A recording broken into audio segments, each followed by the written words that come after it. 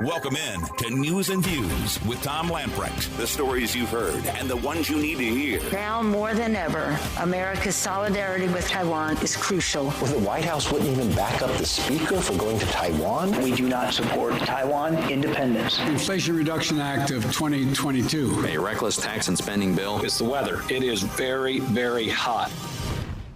Your life, your values, your voice. This is News and Views with Tom Lamprecht on Talk 96.3 and 103.7. All right, welcome in. News and Views, and a lot to talk about. Pretty good night last night for Donald Trump and his primary endorsements. I can't remember what the number is, but the number of Republicans that voted to impeach him, I think it was 10, and something like 7 have fallen. 3 more to go, I think is what Trump said. I'm pulling from memory here, but overall, it looks like Trump might be getting the last laugh. We were talking before we went on the air, this pro-life amendment in Kansas, which did not pass. And I read a couple of opinion pieces on that today. And some people were saying, well, you know, it's not over yet. For your pro-lifers in Kansas, don't feel bad. There was a lot of money spent against this amendment. And Benny and I were talking. I think that one of the reasons it didn't pass was because it was so convoluted. You didn't know, okay, if I vote yes, am I voting for abortion or against abortion? Now, this is what you were voting on. This would have been added to the state constitution of Kansas, and it is pretty convoluted. This is the wording: regulation of abortion, because Kansas value both women and children. The Constitution of the state of Kansas does not require government funding of abortion and does not create or secure a right to abortion. To the extent permitted by the Constitution of the United States, the people, through their elected state representatives and state senators, may pass laws regarding abortion, including, but not limited to, laws that account for circumstances of pregnancy resulting from rape or incest or circumstances of necessity to save the life of the mother. I mean, okay, do I vote yes or no? Am I voting for abortion or against abortion? Was that a political statement, or was that? I mean, it was. I think part of it. Now it failed by. I can't remember what the percentage was. I think it was like 55 to 45%. It's pretty much slam dunk. Yeah, it was. Yeah. It wasn't close. And I'm not saying this is all the reason, but it was a little ambiguous as in terms of how it was spelled out. But how will this be carried on the major networks? This would be carried big time as, look, the people of Kansas, a conservative state, have spoken clearly that they are all about abortion, and it shows how out of touch the United States Supreme Court is with the American people. Or should it be so that, see, it's the state's decisions to decide on this. This isn't a federal issue. Well, it should be. Yeah, I mean, it should be. To me, that's where the Republicans should come off and say, look, the people of Kansas decided. Great point. People of Kansas decided. Great point. And we'll wait to see what the other states decide to do. Great point. And Kansas is a fairly conservative state, too. So if this didn't pass in Kansas, yeah. And I'm sure there will be other states that, and again, this doesn't necessarily, this was the other thing to note about this. This wasn't necessarily a vote in favor of abortion as much as, no, we don't want to change our state constitution as related to that. No. Okay, you want to text him back and we'll get to that story? Sure. Okay, very good. We've got a story coming up out of University of North Carolina, Chapel Hill, talking about adopting a resolution affirming the school's commitment. We're trying to get Marty Kotis on the line, who's a member of that board. Before we get to that, though, making national news is this story out of RDU about this North Carolina pilot who I'm sure you've heard about, who either jumped or fell from an airplane over the weekend.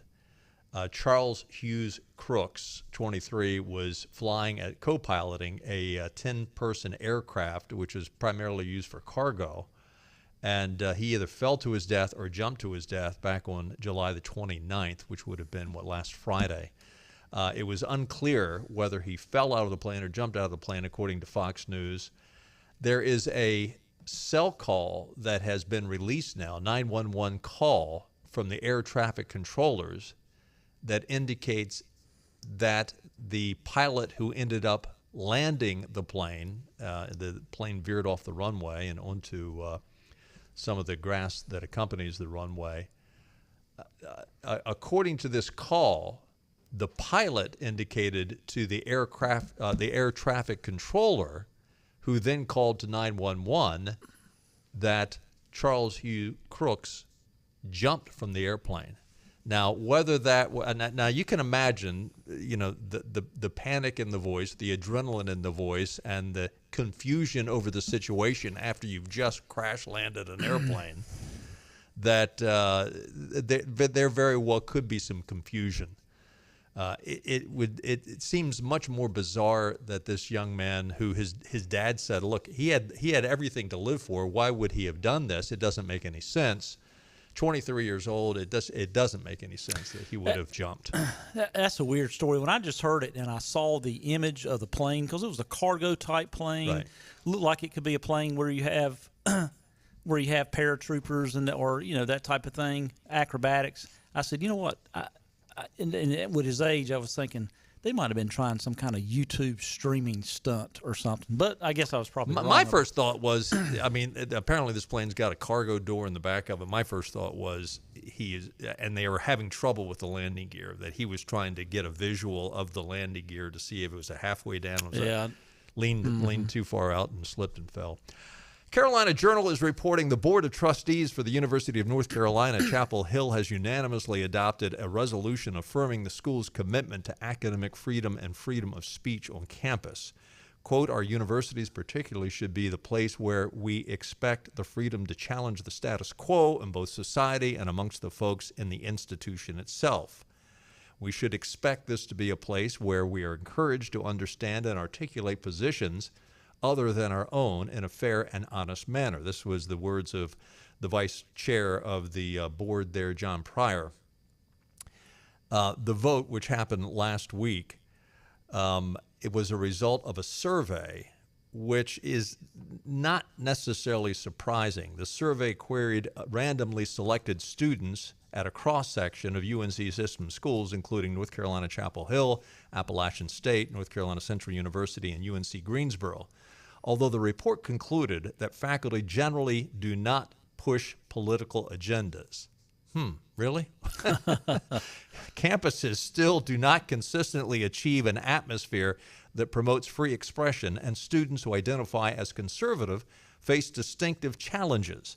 A greater proportion of conservative students felt uncomfortable giving honest opinions in class on issues such as race, police, immigration, and masks. Liberal students felt the most comfortable sharing their viewpoints, with moderate students falling in the middle. On the question of which students are most engaged, the survey found that students who were less open-minded, less adept at perspective taking, I should say, and more likely to harbor negative stereotypes felt the most freedom to speak out. Board of Trustees member Marty Kotis said, we talk a lot about diversity, equity, and inclusion. Diversity also means diversity of opinions and freedoms to explore thoughts. I just feel like we could say it's the most critical issue on right now, and certainly is among conservative families out there when they're deciding where to send their children to school. That was the words of Marty Kotis. Marty's on the line with us right now. Marty, welcome back to News and Views. Good to have you with us again to talk about this issue, which you have been an advocate for some time. Yeah, sure have. And this was really driven, like you said, because of that survey, but also Trustee Perrin Jones was very instrumental in this, and Trustee Pryor as well. In advancing this, and it was a unanimous vote by the board to adopt this. Is a unanimous vote from the board rare on anything? I mean, I would think that's not the usual case, as large as the board is, and this is a pretty controversial subject, I would think. Yeah, I think our board, we had a chance to discuss this. There was some back and forth on it, but in the end, everyone wound up supporting it. So it was, it's an important topic. It's when we start thinking about how divided the country can be at times, it's in this environment where people are afraid to speak their mind for fear of having it, bit off by someone else. And it was very disconcerting. Actually, you mentioned that the finding that they found was that professors didn't push political agendas, but the question that was actually asked was, does the professor encourage participation from both liberals and conservatives alike? And that somehow translated to they didn't push political agendas. I take issue with that. Big time. The question doesn't necessarily equate to that finding. But really the most disconcerting part of that was that 74% of conservative students at Carolina felt like they would be judged poorly by their peers if they spoke their mind, and these were conservative students. And that same group of conservative students, 57% of them felt like they would receive a lower opinion or grade from their professor if they spoke their minds as well. How do you stop that? I mean, I understand that the official position of the board can be, we want to be open and tolerant. I understand that.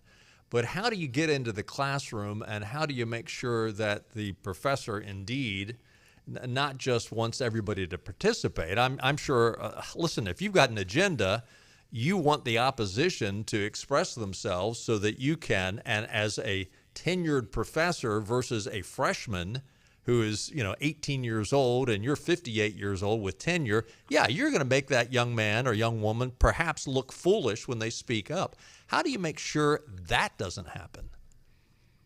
That's a tough one. And I think you can do that through, during the time that we were all on Zoom, you could audit a class to see if any of that's going on.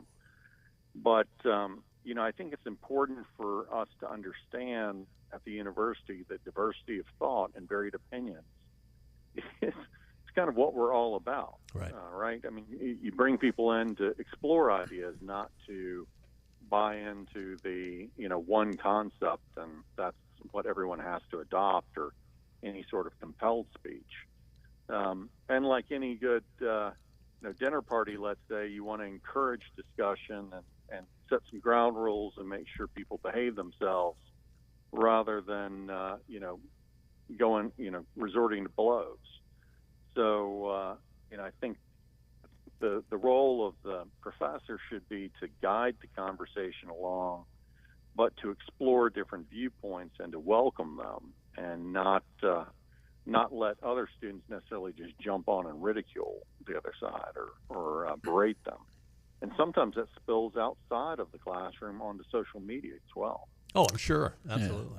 Yeah. Marty, this is Benny. In one of your quotes in the Carolina Journal, it said one of the critical issues, certainly among conservative families, trying to decide where to send their children. And I have, just from my experience, I have a lot of friends, and I'm at the age, college-age kids. A lot of friends are either kids are in college or just recently out. But I have seen specific instances, one at UNC Chapel Hill, where a friend of mine's daughter wanted to go there her entire life, and went on tours, and of course been accepted everywhere in the country pretty much, and said that I can just tell they're not going to tolerate my view on the world. And how is a board member and us as taxpayers prevent that from happening? Because personally, I'd like to hear people that I don't agree with, because that's the only way to learn. Now, I want them to be tolerant of my opinion, and I'm going to be tolerant of their opinion. But how do we as university leaderships across our 16-member system, and just as alums and taxpayers, how do we start that culture where ideas are welcomed? It's tough. And also in that study, they basically showed that conservatives and moderates were more open to being friends with people with differing opinions. So a conservative might be willing to be friends with liberals out there, but the liberal group studied was not very likely to want to spend time with conservatives. So it's almost a shunning of sorts. Yeah. That's going on, and that's tough for young kids that are just coming in. Let's say you're 18-year-old and you're coming off to college for the first time. If you feel like if you speak your mind, you're going to be excluded.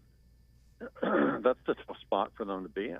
And I think it's just trying to teach kids to be more open to diversity of opinions.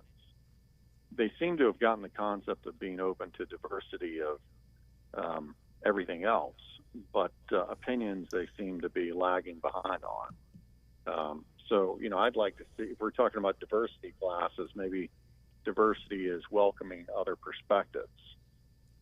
I think the most of the diversity classes have a different agenda than that. I appreciate what you just said. Unfortunately, I seriously doubt if your, quote, diversity classes are that kind of diversity.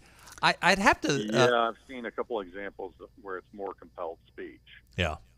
And that's really, that's the crux of this issue. When we're talking about free speech, it's freedom to speak your mind. Of course, that doesn't mean freedom from any consequences of speaking your mind, saying what you want. People can think whatever they want of you, but not compelled speech where you feel like you have to say something or you're censored in a significant way. And that, part of that, the other part of what happened in that resolution was making sure that the institution remained neutral, so that it didn't become the university had an opinion. Individuals should have opinions, but not necessarily the university itself, or people speaking on behalf of the university, so that more diversity of opinion is encouraged. To that end, would that apply to outside speakers coming in? Someone speaking on behalf of college Republicans or college Democrats that might have a stronger opinion on certain issues? Would it apply to that those people would be welcome? It would not affect that at all. It's more like the university putting out a statement on something or taking a position as a whole, not different groups. There was actually the encouraging part of this was that students were very interested in hearing diverse viewpoints from different speakers. Now, I don't know if that was so they could go and yell and scream at the speakers or actually listen to them, but they were interested in seeing more speakers on campus and acknowledge that there were not as many conservative voices on campus. Right. Yeah, Marty, I think, and of course I won't get you to comment on this because you probably can't, but I know yesterday was reported about Governor Cooper filing a brief in support of UNC's admission policies. And in Governor Cooper's statement we talked about yesterday, one of his statements was, he said state workforce and the next generation of state leaders in government work better when it looks like the people it represents. And I talked about that yesterday. I just thought that's a bad statement and a bad example for our young people to think that we need to look at people that look like them. I mean, I'm all for diversity of ideas and opinions and experiences, to your point earlier. But when we have leaders in North Carolina make those kind of statements, what is our young people going to do? They're going to look up to the leaders in North Carolina and what they say, and what they say matters. Yeah, I'm very much opposed to quotas. I had a motion in one of the first meetings when I transitioned to the Board of Trustees from the Board of Governors that was an anti-discrimination motion that said we will not discriminate against anyone based on a variety of factors, and that would apply to admissions, hiring, and contracting. So there would be no discrimination nor preferential treatment. Much of what the students for fair admissions case kind of centers on as well, because when you put your thumb on the scale for one group based on an arbitrary measure, you wind up often taking away from another group. Exactly. And I feel like next year, if 100% of the best candidates, let's say, are female, or 100% of the best candidates are male that are applying for the school, then that's what it should be. You don't choose to discriminate trying to create some quota system for it should be individual merit, and you shouldn't handicap someone. How did your motion go? What happened to your motion? I think Allie Ray was the only one that voted with me, and so I think we talked to you on that at the time. Yeah, that's right. We right. had you on to talk about that at the time. Yeah, I forgot about that. Yeah. The well, I would say this: if y'all admitted 100% women to the university, it would make the guys try harder and get their grades up, and then they get in the next year. Some people talk about the only issue with the gender changes out there is it affects sports pretty significantly too because of Title IX. Mm-hmm. So,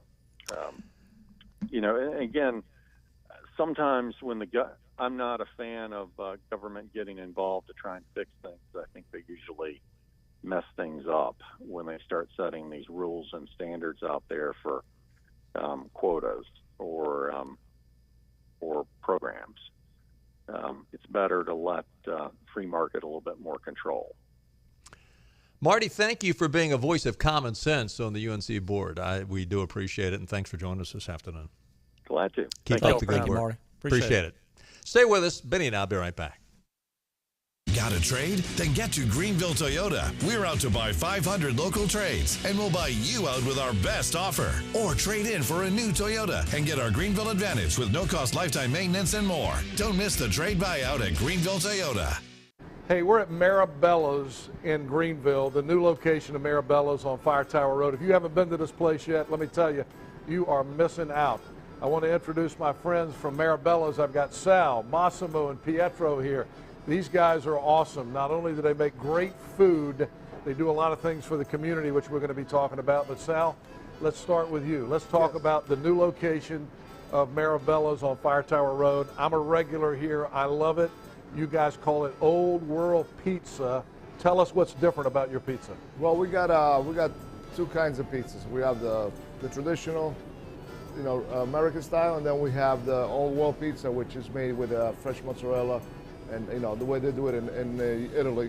Massimo, when you talk about doing this food right, it's authentic. And when I talk about authentic, you grew up in Italy, so you grew up with this food. You know how to make it. Yeah, because we grew up in Italy, we know the ingredient, and everything we do from scratch.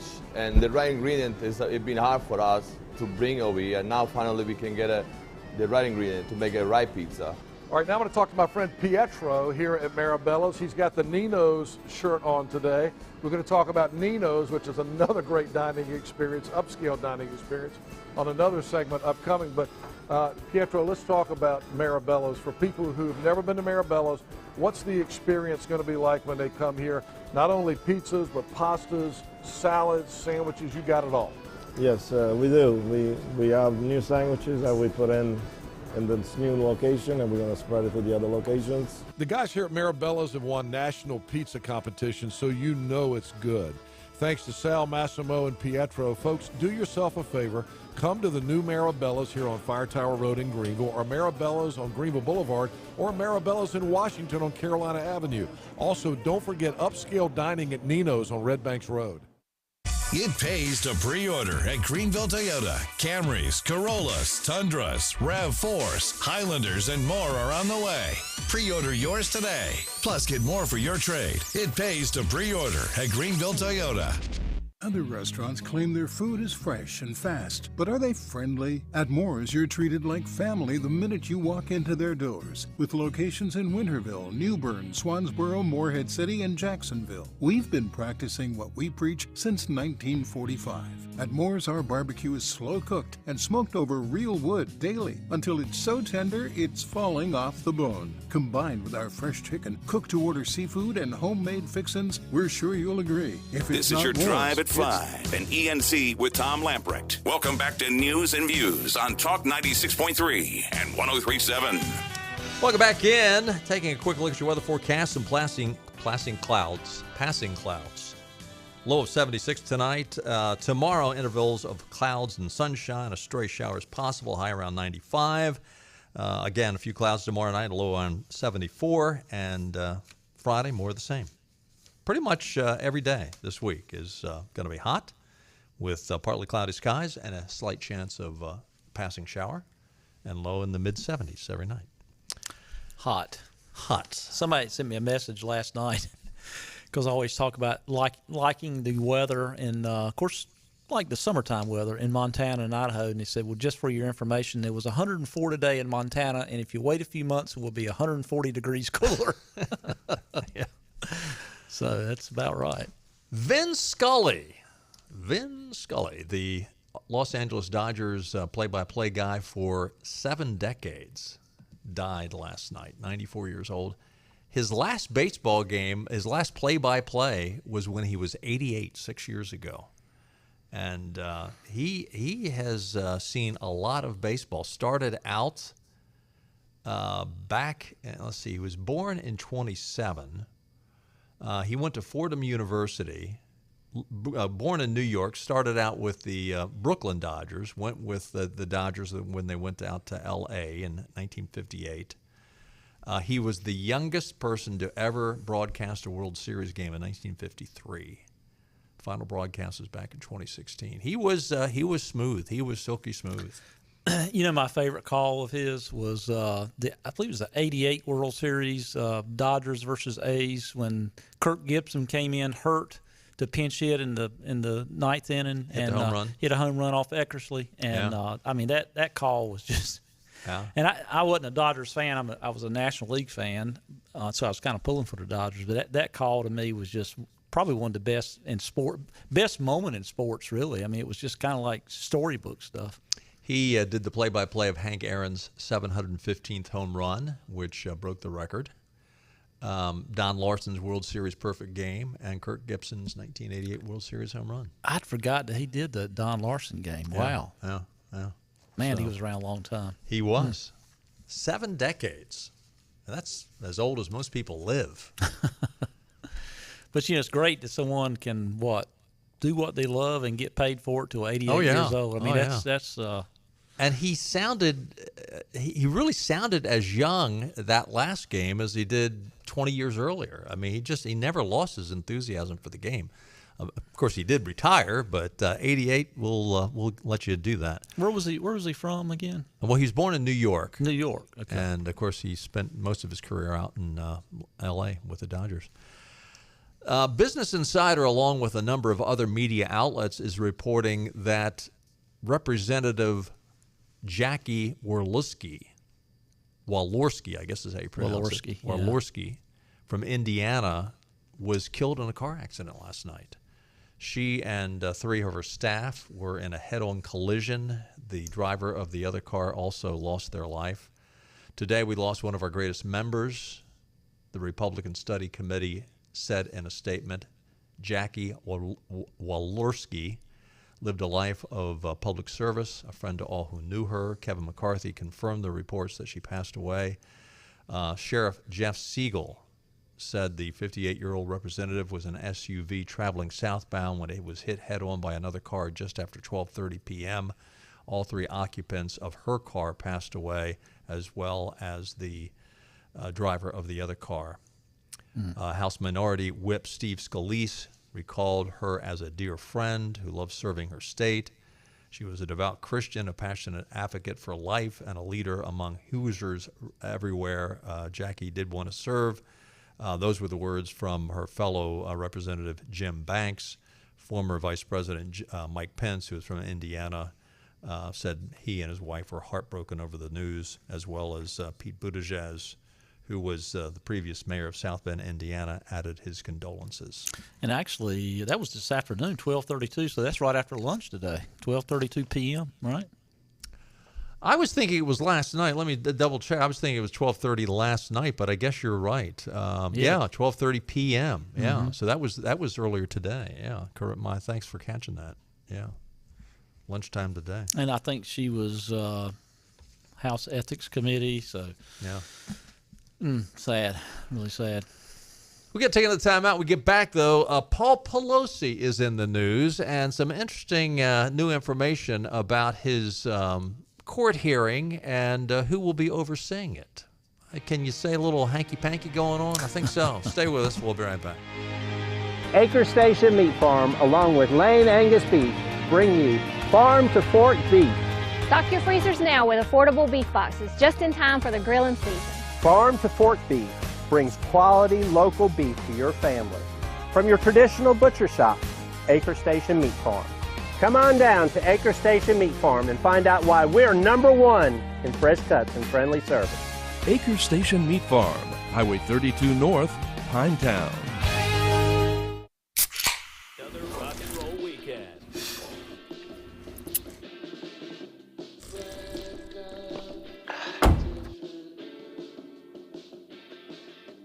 Burgers, better with Pepsi. You know that moment when you realize your hair color is way past its prime? Or that you need a change and you hope it comes in the form of perfectly sun-kissed highlights? And at Fantastic Sam's, we offer real salon services at real people prices. Our color specialists can do it all. They make grays disappear, layer in subtle highlights, or help you finally find that perfect shade of red. All for real reasonable prices.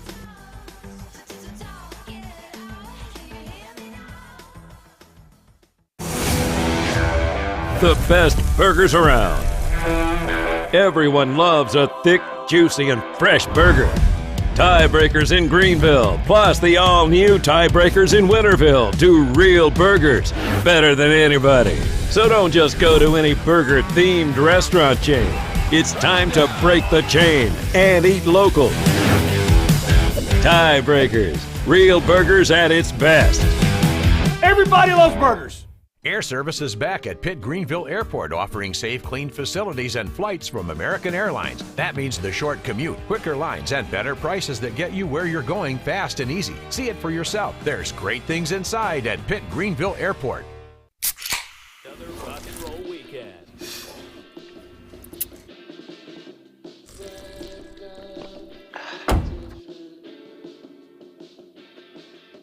Burgers, better with Pepsi. Hi, I'm Richard Langley, and after helping my grandmother with an iPad she received as a gift, I realized how many other older adults may also have challenges with their own technology. Happy Grandma specializes in helping with any tech issue you may be experiencing. Whether it's setting up a new computer or TV, having issues with the printer or Wi-Fi, or showing you how to use your tech, we want to help you. To make it easier, we come directly to you with a smile on our face. When tech gets tough. When tech gets tough. When tech gets tough. When tech gets tough, get happy. Happy Grandma Senior Tech Support.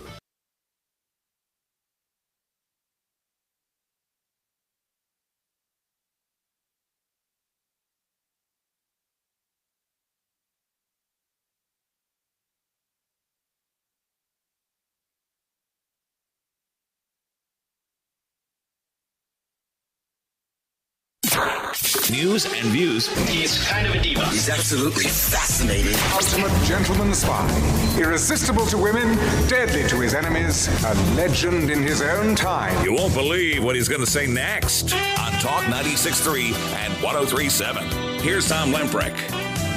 Welcome back in. Tom, Benny, Clark, and you. And Paul Pelosi is back in the news. The husband of Nancy Pelosi. I mean, Paul Pelosi and Nancy Pelosi, I wonder between the two of them, do they buy their liquor in 50-gallon drums? That's not an appropriate question for you to ask. Clark, if you didn't key that one up, I was going to be upset. I will do anything. For a drink. Yeah, what was the headline from that you showed me before the program started from the Babylon Bee? Nancy Pelosi was fearful. Oh yeah, she canceled her trip to Taiwan when intelligence says that China has a vodka-seeking missile or something.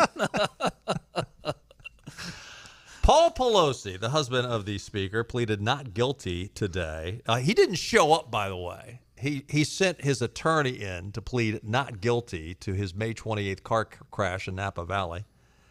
The attorney, Amanda Bevins, entered the plea.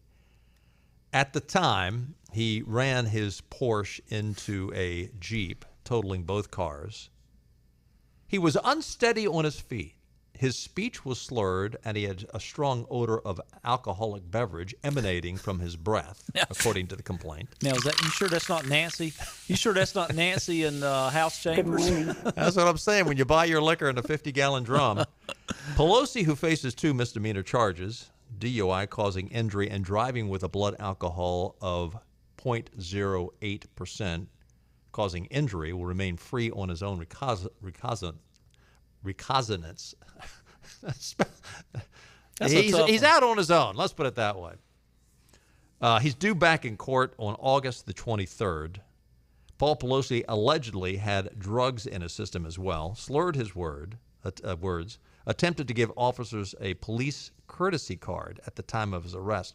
So when they arrested him, instead of handing them his license and vehicle registration, he hands them a card that brags about the fact that he is a big donor to 11-99 Foundation, a charity that supports police officers. Some might look at the big red flag. Some might look at that as a bribe, but yeah. Or at least was he trying to sway the officers? He was unsteady on his feet. His speech was slurred. He had a strong odor of alcohol. There were also major injuries suffered to the driver of the other car, a 2014 Jeep. However, the biggest news, besides the fact, and one of the officers said he was obviously drunk. He just put it bluntly, the guy was drunk. But the big news is the judge at Paul Pelosi's schedule arraignment, I should say. It might be an arrangement. It probably is an arrangement. No, that was not a Freudian slip. That was the truth. Suddenly, the judge has been replaced. The original judge has now been replaced. This was broken by Jesse Waters from Fox News. Cameras have suddenly been removed from the courtroom. A live feed of the ongoings in the court have been prohibited. The night before the hearing, the presiding judge had been mysteriously replaced, stepped down. A new judge had been installed. The new judge, her name is Monaquique Langhorne, a registered Democrat whose previous job, she used to work at the Napa County DA's office. Oh, gosh. Does Judge Langhorne have any experience in criminal cases? The answer is no. This is going to be her first criminal case. And it gets better. Who donated to the judge campaign? The assistant DA who is going to be prosecuting the case. Oh, my goodness. As well as the DA herself. So both of them contributed to her campaign. She's well connected. She was appointed to a special advisory board by Gavin Newsom. So, I mean, this is a total stacked deck. I don't think Paul Pelosi has anything to worry about. I mean, his attorney, this woman I just mentioned at the top of the story, Amanda Bevins, I mean, she's got to have a big smile on her face. She knows all she's got to do is show up, and he's going to be out scot-free. And before you know it, she'll be on the California Supreme Court. Listen, I'm sorry. This is so typical of what you see every time someone who is connected in a high office and is a liberal, suddenly the rule of law doesn't matter. It just dissipates. It just is thrown out the door. No, and if this was someone with the Trump family or some high-ranking Republican, the lead story tonight on every single news station would be, hey, the fix is in. The fix is in. Judges swap. Republican donor judge, sits in for, a Trump family member's DUI conviction or something. Yeah. It would be all over the news. Yeah. And you're not going to be able to find this one on the news. We were joking about the Babylon Bee article. The satirical website, their article yesterday said, Nancy Pelosi cancels Taiwan trip over fears of China's newly developed vodka-seeking missile. In which, Nancy's kind of known for when she takes these congressional trips, the liquor bill on the plane is always out of sight. Oh, as Speaker, she gets a private Air Force jet to go back and forth from San Francisco to Washington. And it's the taxpayer that stocks the liquor bar in the jet. And I remember there was a story out when she was Speaker before, and then she got bumped when the House was taken over by Republicans, and hopefully she'll get bumped again this next go round.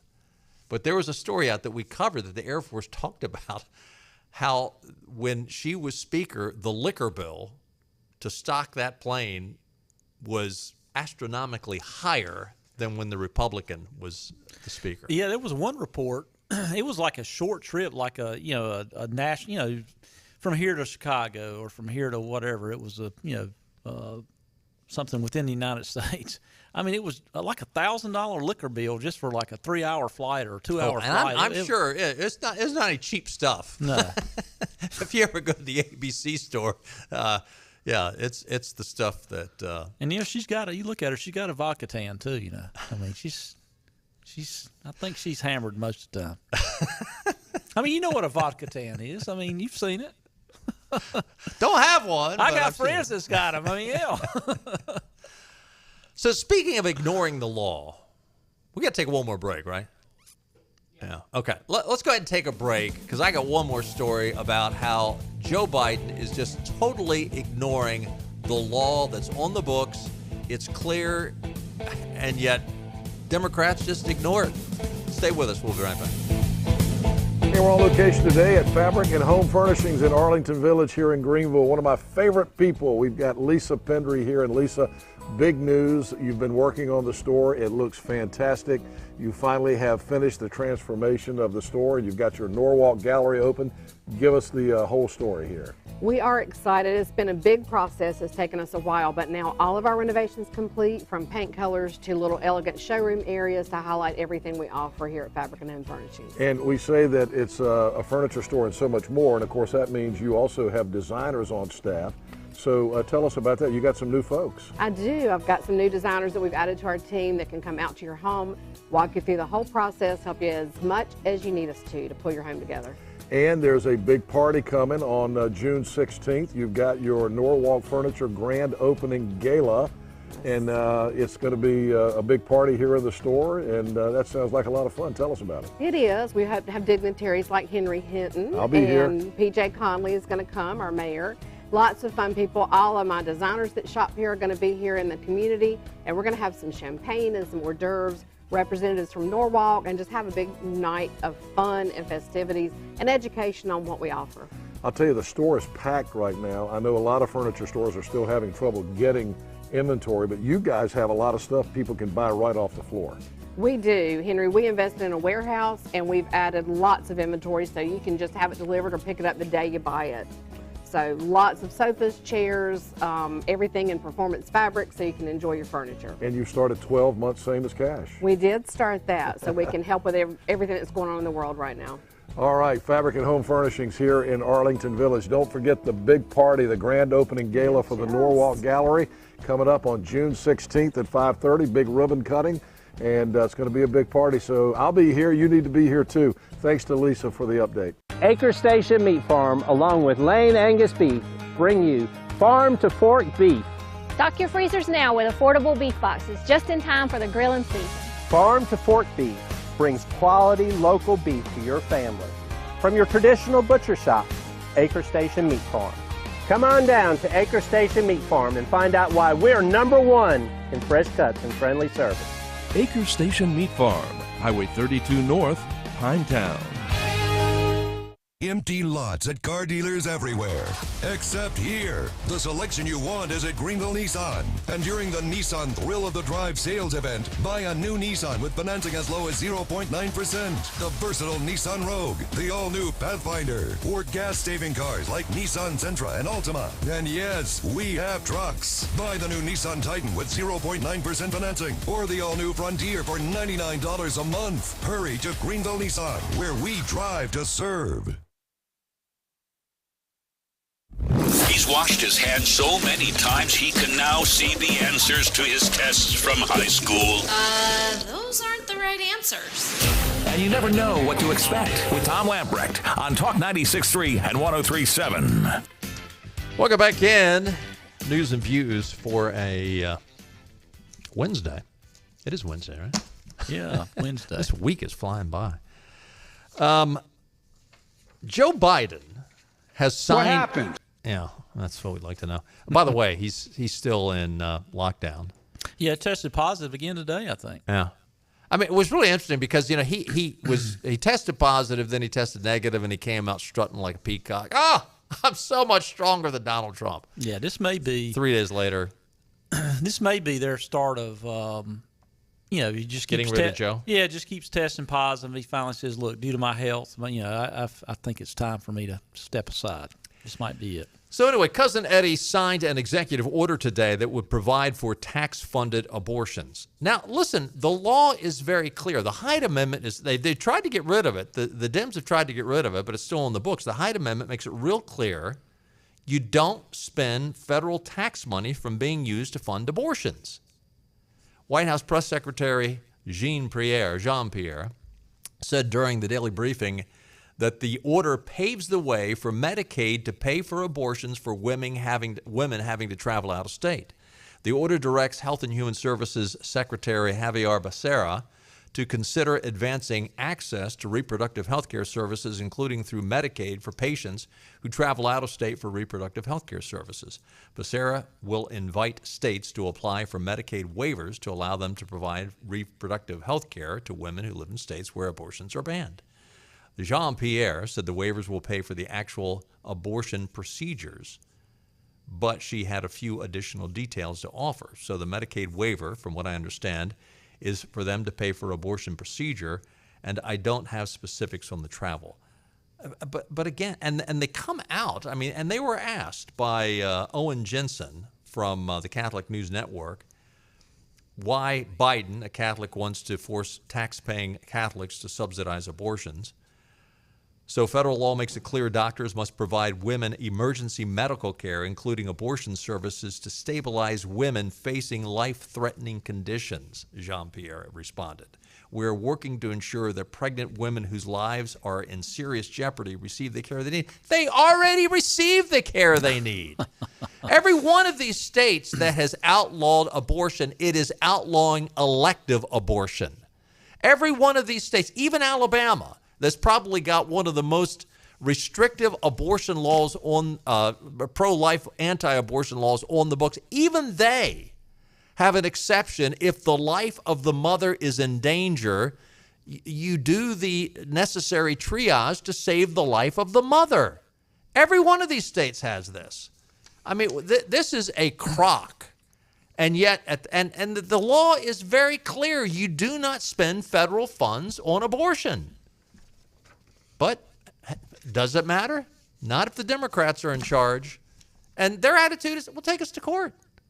Take us to court. We've got plenty of money to pay our lawyers to defend us. Take us to court. Again, we need to get to the point in our country when somebody like this breaks the law in such a brazen manner that they are personally held responsible for breaking the law. Total frustration. Well, it's. I think it's the only thing the Democrats have to hold on to the midterms is, they're going to try to ride this. Anything dealing with abortion, they're going to try to ride it to the midterms to help with turnout. And we talked about earlier about the Kansas, law yesterday that was voted. The amendment to the Constitution. Amendment to the Constitution in Kansas.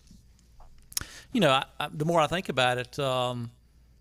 I hadn't looked at any turnout numbers on that, but it's middle of the summer voting. They were voting on some other things, but it's still middle of the summer. Yeah. And to put something like that on the, why not wait till November when you know the turnout's better? Yeah. So to me, that's a little suspicious. But well, maybe they thought a low turnout would help their cause. I don't know. That's what I think. I don't know. Yeah.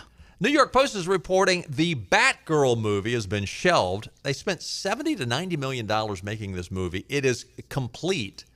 And apparently, like all movies, they do test runs. They take it out and let audiences take a look at it and give them feedback.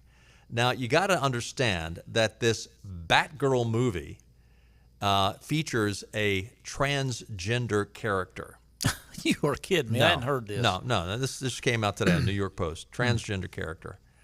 The people that had a chance to preview the movie said it is irredeemable. It's terrible. It's not worth. It's just bad. It is just bad.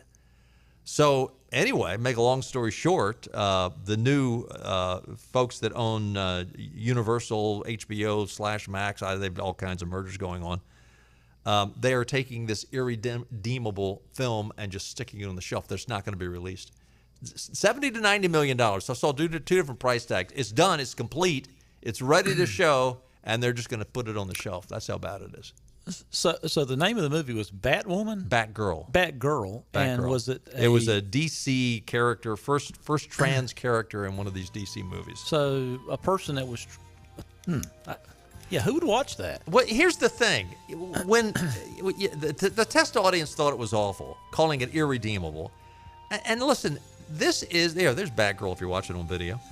When you attempt to use your entertainment venue as an opportunity to promote your woke garbage, which nobody is really interested in, when you want to shove it down the consumer's throat, listen, people go to the movies to escape that kind of garbage, not to have it force-fed on them. Of course people are going to say it stinks.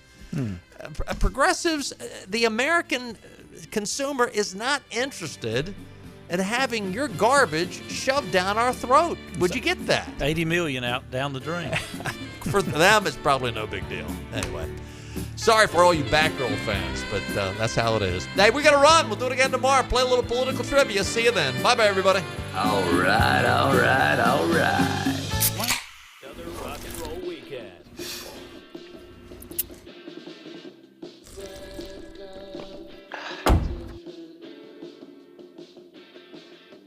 Burgers, better with Pepsi. What do you see when you imagine life on the coast? Is it salty or sweet? Is it refined or a bit wild? Perhaps it's the perfect combination of everything you ever dreamed of. This is the very best of the best of living on the coast.